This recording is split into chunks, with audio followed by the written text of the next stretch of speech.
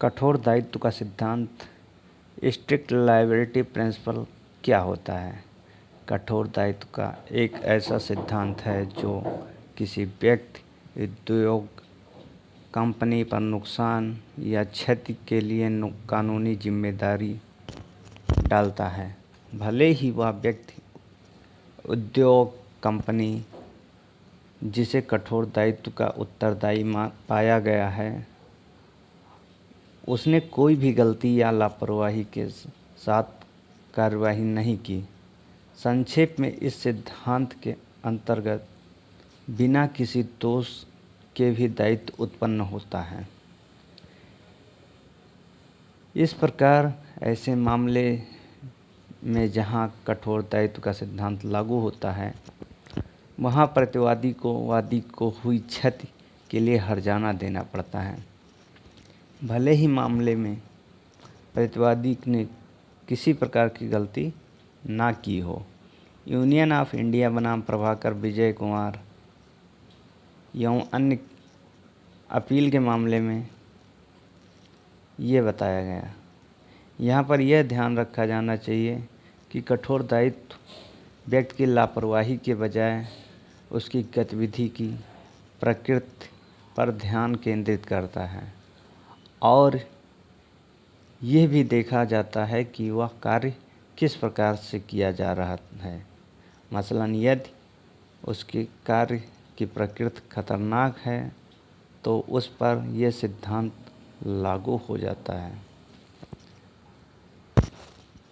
ऐसी कई गतिविधियां हैं जो खतरनाक हैं कि वे किसी व्यक्ति या दूसरे की संपत्ति के लिए खतरा बन सकती हैं, जैसे कि एलजी पॉलीमर्स मामले में गैस के जरिए निर्माण का कार्य अपने आप में एक खतरनाक गतिविधि है और इसलिए कठोर दायित्व के सिद्धांत के अनुसार इन गतिविधियों के चलते उनकी ओर से किसी भी दोष के बावजूद उनसे होने वाली नुकसान की भरपाई करनी पड़ सकती है।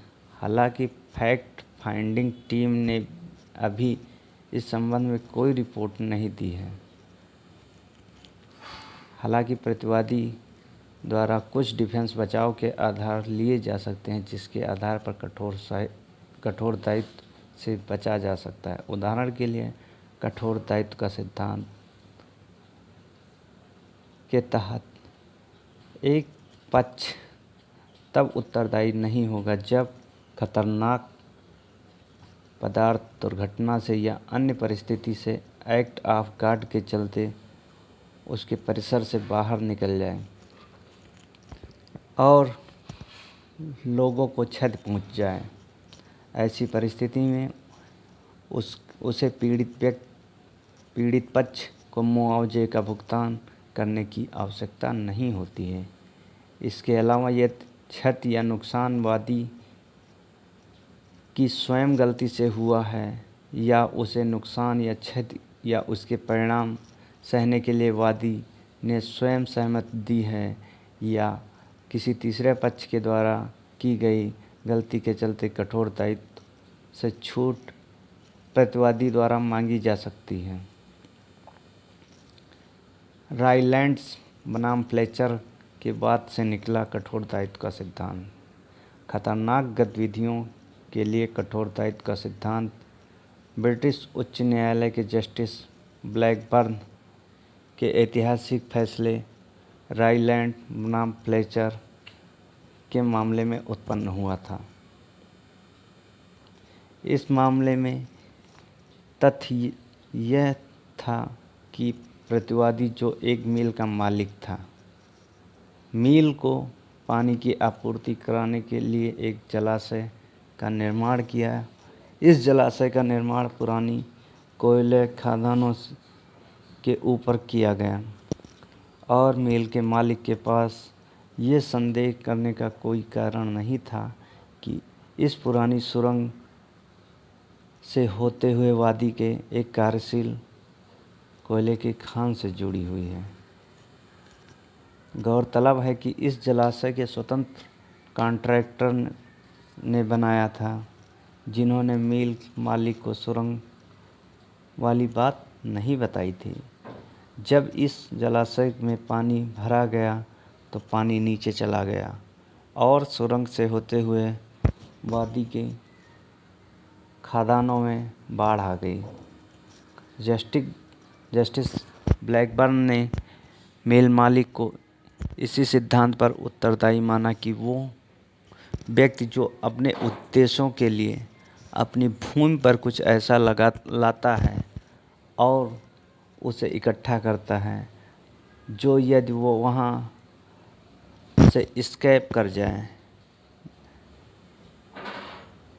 तो मिसचीफ, रिष्टि, नुकसान, क्षति पहुँचाने की संभावना रखता है, तो उस व्यक्ति को ऐसी चीज़ों को अपनी जिम्मेदारी पर रखना चाहिए और अगर वह ऐसा नहीं करता तो सभी नुकसानों के लिए प्रथम दृष्टया जवाबदेह है जो उस चीज़ के एस्केप करने के स्वाभाविक परिणाम होगा। मामले की अपील पर नो फॉल्ट दायित्व जो बिना गलती के संदेह को जवाब बनता है, सिद्धांत की हाउस ऑफ लॉर्ड्स के जस्टिस क्रेन्स द्वारा पुष्टि की गई। हालांकि इस सिद्धांत को केवल गैर प्राकृतिक उपयोगकर्ता तक सीमित रखा गया, यानी कि यहाँ प्रतिवादी ने चूंकि जलाशय ऐसी जगह बनाया था जो जलाशय बनाने के लिए उचित जगह नहीं था, तो ऐसा यह एक गैर प्राकृतिक उपयोग हुआ था।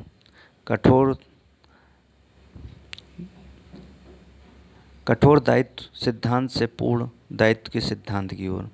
भारत में भी अदालतों द्वारा कठोर दायित्व का सिद्धांत उपयोग में लिया जाता था, जहां पर उद्योग के मालिक और गैर प्राकृतिक चीज़ों के अपने भूमि पर उपयोग पर यह सिद्धांत लागू किया जाता था और उन्हें जवाबदेह बनाया जाता था, भले ही उनकी कोई गलती रही हो या नहीं।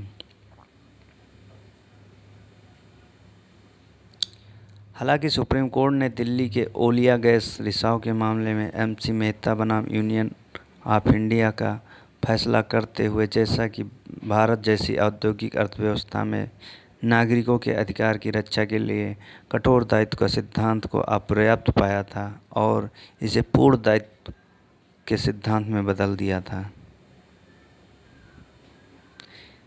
इस मामले में यह देखा गया था कि कठोर दायित्व का सिद्धांत कंपनियों को अपने दायित्व जवाबदेही से बचने के कई मौके प्रदान करता है, वहीं पूर्ण दायित्व का सिद्धांत उन्हें बिना किसी बचाव या छूट के जवाबदेह बनाता है। गौरतलब है, ओलियम लीक मामले के बाद ही भारत में पूर्ण दायित्व ने कठोर दायित्व के सिद्धांत को लगभग खत्म कर दिया।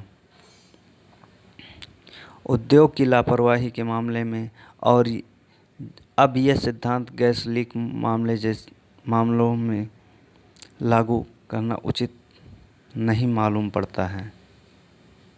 जैसा कि ओलियम लीक मामले में अदालत ने कहा था कि एक खतरनाक उद्यम का समुदाय के लिए प्रतिपूर्ण कर्तव्य होता है, वह यह दिखाता है कि एक खतरनाक उद्योग को किसी व्यक्ति को छूट दावा करने की इजाज़त नहीं दी जा सकती।